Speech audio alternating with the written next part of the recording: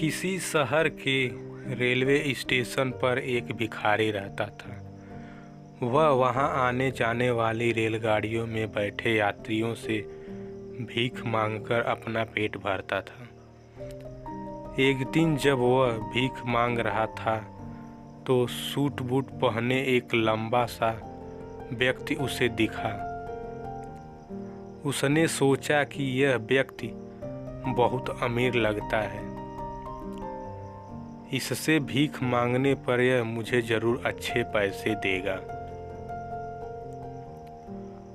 वह उस लंबे व्यक्ति से भीख मांगने लगा। भिखारी को देखकर उस लंबे व्यक्ति ने कहा, तुम हमेशा मांगते ही रहते हो, क्या कभी किसी को कुछ देते भी हो? भिखारी बोला, साहब मैं तो भिखारी हूँ, हमेशा लोगों से मांगता ही रहता हूँ। मेरी इतनी औकात कहाँ कि किसी को कुछ दे सकूं। लंबा व्यक्ति बोला, जब किसी को कुछ दे नहीं सकते तो तुम्हें मांगने का भी कोई हक नहीं है। मैं एक व्यापारी हूँ और लेन देन में ही विश्वास करता हूँ। अगर तुम्हारे पास मुझे कुछ देने को हो तभी मैं तुम्हें बदले में कुछ दे सकता हूँ। इतना कहने के बाद वह लंबा आदमी ट्रेन में बैठकर चला गया। इधर भिखारी उसकी कही गई बात के बारे में सोचने लगा। उस लंबे व्यक्ति के द्वारा कही गई बात उस भिखारी के दिल में उतर गई। वह सोचने लगा कि शायद मुझे भीख में अधिक पैसा इसलिए नहीं मिलता क्योंकि मैं उसके बदले में किसी को कुछ दे नहीं पाता हूँ। लेकिन मैं तो भिखारी हूँ, किसी को कुछ देने लायक भी नहीं हूँ। लेकिन कब तक मैं लोगों को बिना कुछ दिए केवल मांगता ही रहूँगा। बहुत सोचने के बाद उस भिखारी ने निर्णय किया कि जो भी व्यक्ति उसे भीख देगा उसके बदले में वह भी उस व्यक्ति को कुछ जरूर देगा। लेकिन अब उसके दिमाग में यह प्रश्न चल रहा था कि वह खुद भिखारी है तो भीख के बदले में वह दूसरों को क्या दे सकता है। इस बात को सोचते हुए 2 दिन हो गए, लेकिन उसे अपने प्रश्न का कोई उत्तर नहीं मिला था। तीसरे दिन जब वह स्टेशन के पास बैठा हुआ था तभी उसकी नज़र कुछ फूलों पर पड़ी जो स्टेशन के आसपास के पौधों पर खिल रहे थे।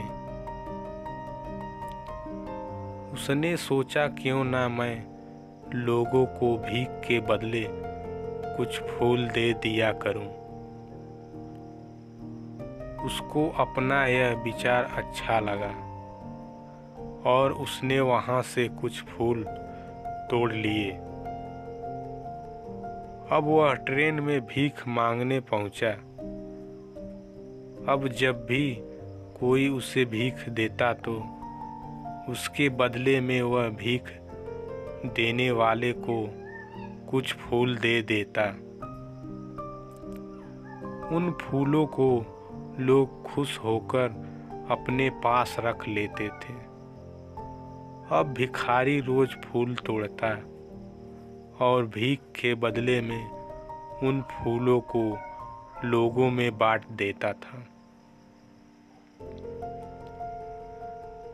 कुछ ही दिनों में उसने महसूस किया कि अब उसे बहुत अधिक लोग भीख देने लगे हैं। वह स्टेशन के पास के सभी फूलों को तोड़ लाता है। जब तक उसके पास फूल रहते थे तब तक उसे बहुत से लोग भीख देते थे, लेकिन जब फूल बांटते बांटते खत्म हो जाते तो उसे भीख भी नहीं मिलती थी। अब रोज ऐसा ही चलता रहा। एक दिन जब वह भीख मांग रहा था तो उसने देखा कि वही लंबा व्यक्ति ट्रेन में बैठा है,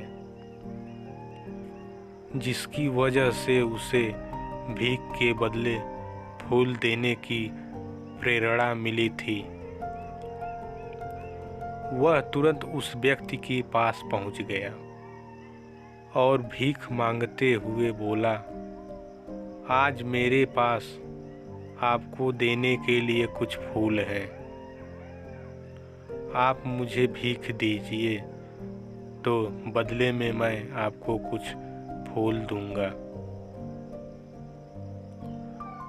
उस लंबे व्यक्ति ने उसे भीख के रूप में कुछ पैसे दे दिए और भिखारी ने कुछ फूल उसे दे दिए। उस लंबे व्यक्ति को बात बहुत पसंद आई। वह बोला, वाह क्या बात है, आज तुम भी मेरी तरह एक व्यापारी बन गए हो। इतना कहकर फूल लेकर वह लंबा व्यक्ति अपने स्टेशन पर उतर गया। लेकिन उस लंबे व्यक्ति द्वारा कही गई बात एक बार फिर से उस भिखारी के दिल में उतर गई। वह बार बार उस लंबे व्यक्ति के द्वारा कही गई बात के बारे में सोचने लगा और बहुत खुश होने लगा। उसकी आंखें अब चमकने लगी। उसे लगने लगा कि अब उसके हाथ सफलता की वह चाबी लग गई है, जिसके द्वारा वह अपने जीवन को बदल सकता है। वह तुरंत ट्रेन से नीचे उतरा और उत्साहित होकर बहुत तेज आवाज में ऊपर आसमान की तरफ देखकर बोला, मैं भिखारी नहीं हूँ, मैं तो एक व्यापारी हूँ। मैं भी अमीर बन सकता हूँ। लोगों ने उसे देखा तो सोचा कि शायद यह भिखारी पागल हो गया है, और अगले दिन से वह भिखारी उस स्टेशन पर फिर कभी नहीं दिखा। लेकिन 6 महीने बाद इसी स्टेशन पर 2 व्यक्ति सूट बूट पहने हुए यात्रा कर रहे थे। दोनों ने एक दूसरे को देखा तो उनमें से एक ने दूसरे से हाथ मिलाया और कहा, क्या आपने मुझे पहचाना? दूसरा व्यक्ति बोला, नहीं, क्योंकि मेरे हिसाब से हम लोग पहली बार मिल रहे हैं। पहला व्यक्ति बोला, नहीं, आप याद कीजिए, हम पहली बार नहीं बल्कि तीसरी बार मिल रहे हैं। दूसरा व्यक्ति बोला, मुझे याद नहीं, वैसे हम पहले 2 बार कब मिले थे। अब पहला व्यक्ति मुस्कुराया और बोला, हम पहले भी 2 बार इसी ट्रेन में मिले थे। मैं वही भिखारी हूँ जिसको आपने पहली मुलाकात में बताया कि मुझे जीवन में क्या करना चाहिए, और दूसरी मुलाकात में बताया कि मैं वास्तव में कौन हूँ। दूसरा व्यक्ति मुस्कुराया और अचंभित होते हुए बोला, ओ याद आया, तुम वही भिखारी हो जिसे मैंने एक बार भीख देने से मना कर दिया था और दूसरी बार मैंने तुमसे कुछ फूल खरीदे थे, लेकिन आज तुम यह सूट बूट में कहाँ जा रहे हो और आजकल क्या कर रहे हो। तब पहला व्यक्ति बोला, हाँ मैं वही भिखारी हूँ, लेकिन आज मैं फूलों का एक बहुत बड़ा व्यापारी हूँ और इसी व्यापार के काम से ही दूसरे शहर जा रहा हूँ। कुछ देर रुकने के बाद वह फिर बोला, आपने मुझे पहली मुलाकात में प्रकृति का वह नियम बताया था जिसके अनुसार हमें तभी कुछ मिलता है जब हम कुछ देते हैं। लेन देन का यह नियम वास्तव में काम करता है। मैंने यह बहुत अच्छी तरह महसूस किया है, लेकिन मैं खुद को हमेशा भिखारी ही समझता रहा।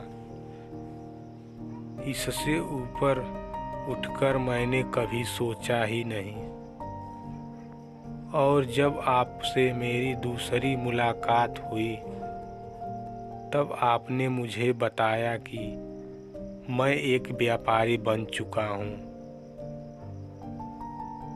अब मैं समझ चुका था कि मैं वापस में एक भिखारी नहीं बल्कि व्यापारी बन चुका हूँ। मैंने समझ लिया था कि लोग मुझे इतनी भीख क्यों दे रहे हैं, क्योंकि वह मुझे भीख नहीं दे रहे थे बल्कि उन फूलों का मूल्य चुका रहे थे। सभी लोग मेरे फूल खरीद रहे थे क्योंकि इससे सस्ते फूल उन्हें कहाँ मिलते। मैं लोगों की नज़रों में एक छोटा व्यापारी था, लेकिन मैं अपनी नज़रों में एक भिखारी ही था। आपके बताने पर मुझे समझ आ गया कि मैं एक छोटा व्यापारी हूँ। मैंने ट्रेन में फूल बांटने से जो पैसे इकट्ठे किए थे उनसे बहुत से फूल खरीदे और फूलों का व्यापारी बन गया। यहाँ के लोगों को फूल बहुत पसंद है और उनकी इसी पसंद ने मुझे आज फूलों का बहुत बड़ा व्यापारी बना दिया।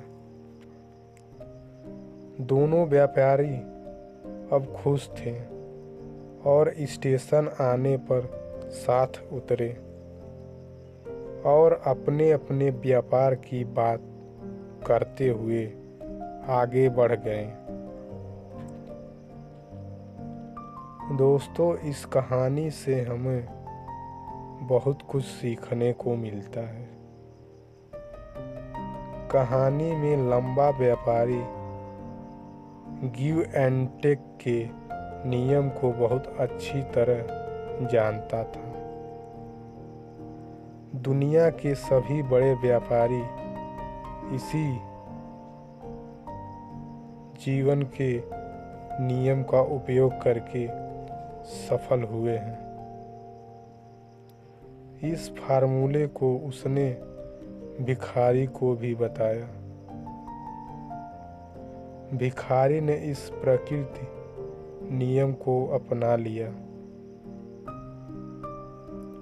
और इसका असर उसके जीवन में साफ दिखाई देने लगा। उसने अपनी सोच बदली और उसकी ज़िंदगी बदल गई।